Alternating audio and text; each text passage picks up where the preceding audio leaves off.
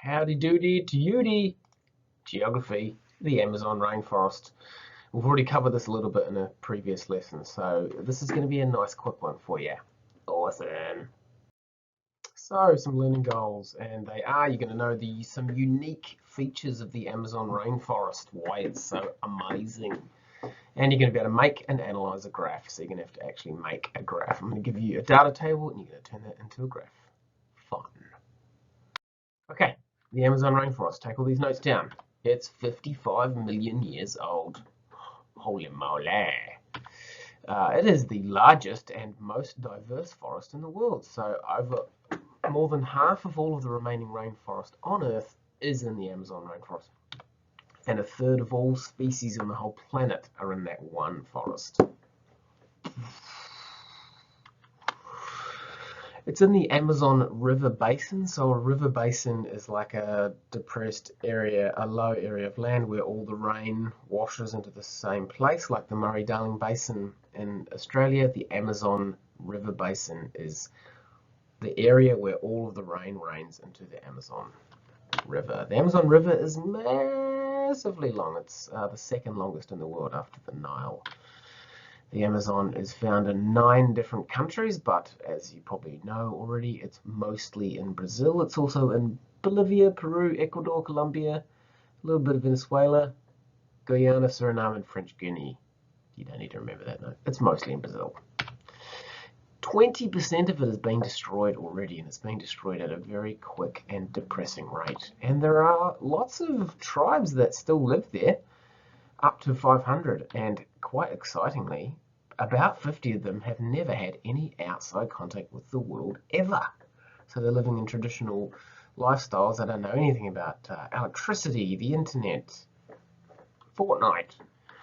Anyway, so that's the rainforest there. That's what it covers. Mostly in Brazil, but a good chunk of it in Bolivia and Peru, and a little bit in all of those other countries as well. Here's a little infographic for you. So the way they are representing the size of the forest is by the size of that cartoon tree. Yeah, so in the cartoon tree over here, it's this big. Cartoon tree over here, it's that big. Yeah, so it's the change in size is showing you how much rainforest has been lost, and there's the rainforest that's been lost. Annually, it's 7,900 square kilometers. But the total amount that's been removed from 1970 to now is 20%. Not cool. Here's a graph. This is showing you the estimated deforestation in the Brazilian, right?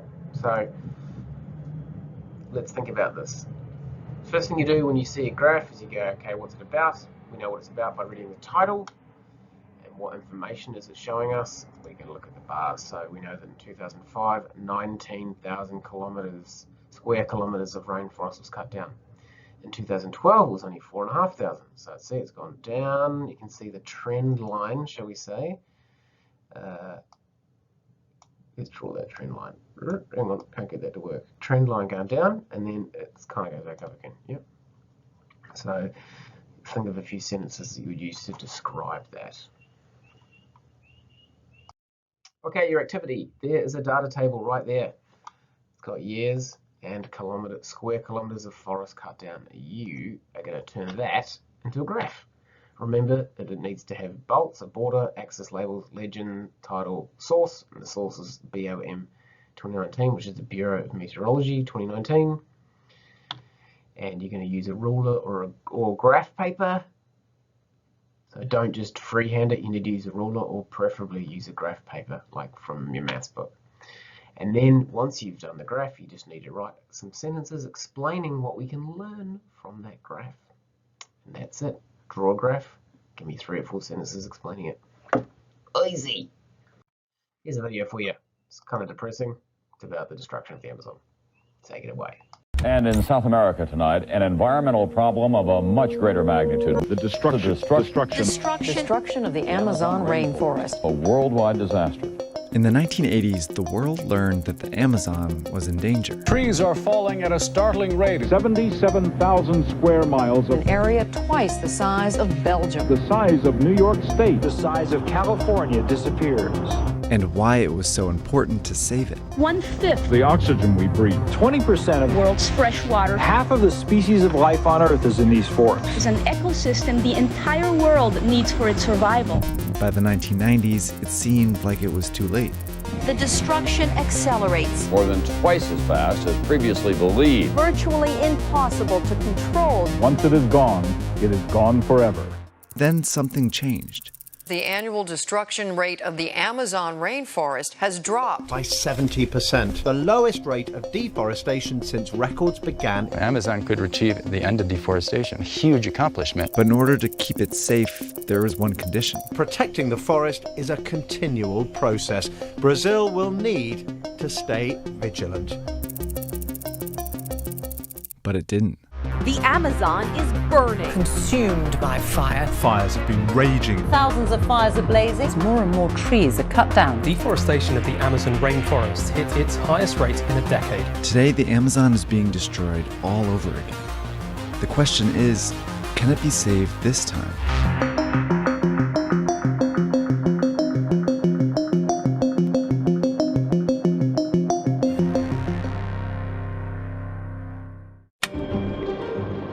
The first wave of deforestation started in the 1970s. That's when Brazil's military regime saw the potential for profit deep in the Amazon. There were about 5 million square kilometers of rainforest filled with natural resources. Amazonia's ores and minerals, food, fiber, and forest resources are vast. But most of it was inaccessible. So the government started building the Trans-Amazonian Highway, an ambitious project that would run for 3,200 kilometers connecting remote parts of the rainforest. At the time, most of Brazil's population lived in the southeast, in cities like Rio de Janeiro and Sao Paulo. And the government wanted to move people out here to cultivate the land and grow the economy. So they offered free land along the highway and paid Brazilians to settle deeper in the rainforest. And they sparked a land rush. As the roads advanced, settlers followed, rapidly clearing the forest around it. Most of them turned their land into pasture, where they raised cows to sell as beef. And when these ranchers needed more land, they seized another plot, cleared it, and moved their cattle in. This expansion deeper into the Amazon drove up deforestation. Between 1978 and 88, an average of over 20,000 square kilometers were cut down each year. Over time, this whole area became known as the Arc of Deforestation, and soon a different product pushed this even further. People around the world were eating more meat, decade after decade. That trend raised the need for more soybeans, which served as a high-protein feed for farmed animals. This created a huge opportunity for countries most suitable for growing soybeans, and Brazil cashed in. Soybean exports from Brazil shot up in the mid-90s, boosting the economy. By the early 2000s, farmers took over these pastures and turned them into massive soy farms, like this one in Acre State. A minha fazenda eu comprei ela em 2000 porque eu queria partir para fazer agricultura. A soja é muito rentável, a soja é dos produtos que dá no campo que dá mais dinheiro. And the ranchers who sold their pastures moved their cattle further into the rainforest, clearing more of the Amazon, often illegally. This aggressive expansion created a profitable pattern in the Amazon. A gente primeiro vê o boi desmatando, né? Depois vem a agricultura e atrás disso aí vem a indústria. Eu acredito que o começo do desenvolvimento vem por aí. But it came at the cost of the rainforest. By the early 2000s, Brazil's beef and soy industries were driving a booming economy, as well as unprecedented rates of deforestation, which caused this arc to expand further north. The staggering deforestation in the Amazon attracted fierce resistance from environmental groups. An area of ancient forest the size of a football field is destroyed every 2 seconds. The Brazilian government, under President Lula da Silva, finally stepped in. Já em 2003 percebemos que esse tipo de situação não se combate apenas com ações emergencial. This is Marina Silva. She was Brazil's environment minister in 2003, where she helped craft a plan to stop deforestation. Então nós resolvemos atacar as causas. It started with the government expanding the amount of rainforest under protection.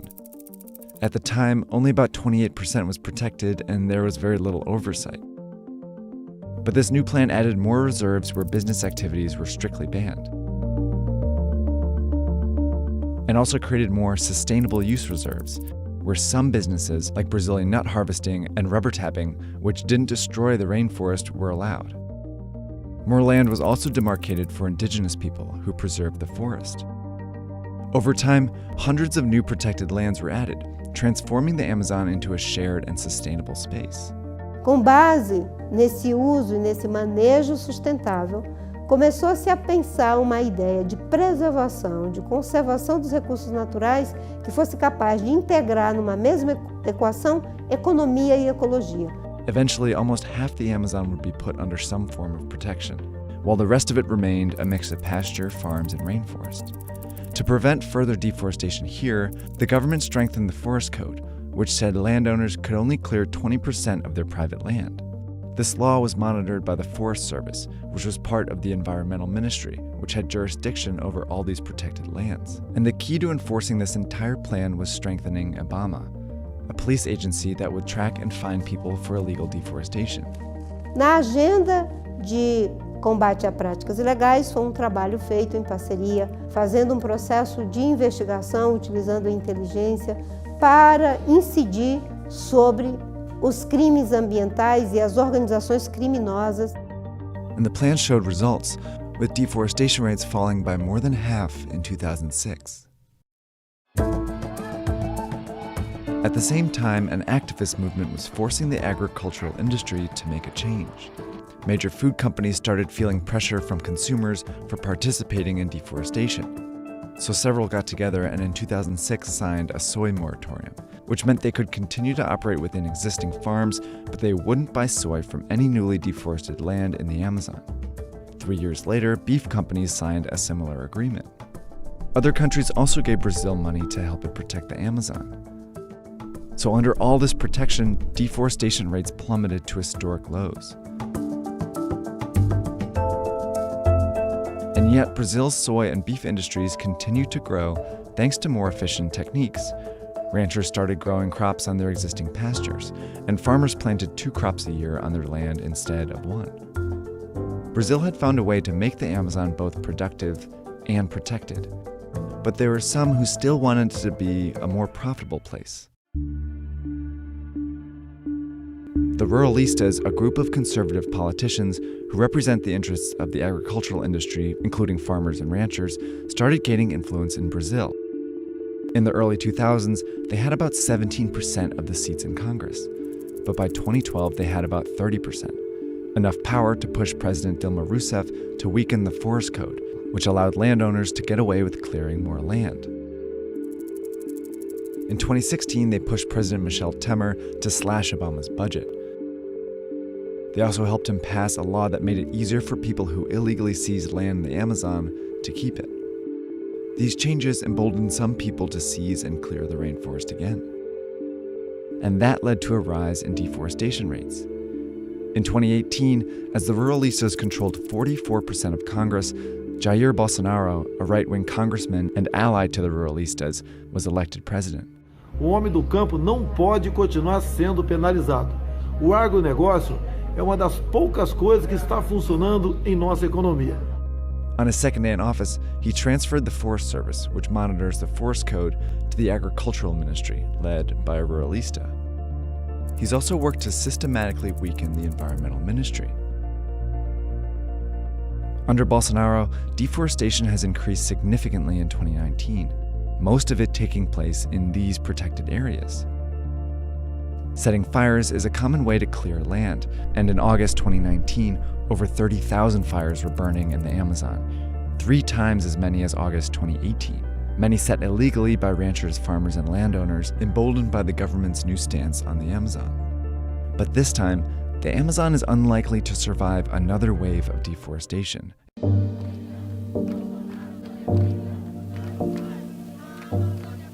In the last 50 years, it's estimated that about 17% of the Amazon has been deforested. A 2018 report estimated that if it reaches 20 to 25%, the whole rainforest could start to collapse. It wouldn't be enough to cycle all the water it needs, causing trees to die, And that would release a huge amount of carbon dioxide into the atmosphere, further warming the planet. But in Brazil, many politicians and agricultural businesses continue to ignore the science for the sake of profit. Então a natureza é renovável, Deus sabe o que faz, o homem não vai...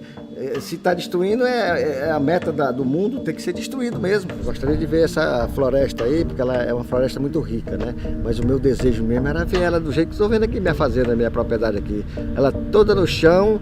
Lugar de cultura, é lugar de beleza, é lugar de aromas, de texturas, de vida. Então é algo que deve ser preservado. Clearing the Amazon for short-term gains overlooks the fact that the planet as we know it wouldn't exist without this rainforest. And it's why this place was saved once before.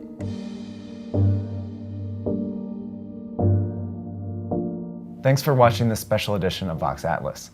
It was one of 3 that we produced on the Amazon, and this one was about the drivers of deforestation and some of the Brazilian politics surrounding the current crisis today. In the next one, we're going to take a step back into history. We're going to meet a man named Chico Mendes, who led the original fight to save the Amazon back in the 1980s. His story is super interesting and very relevant for today, so make sure to come back and watch more Vox Atlas and the Amazon. Nice, simple, quick reflection activity for you all today. You just need to summarize today's lesson in exactly 12 words. Not 11, not 13. 12. Thanks heaps for participating in what I feel was a short and easy lesson. Don't ever forget to keep it real.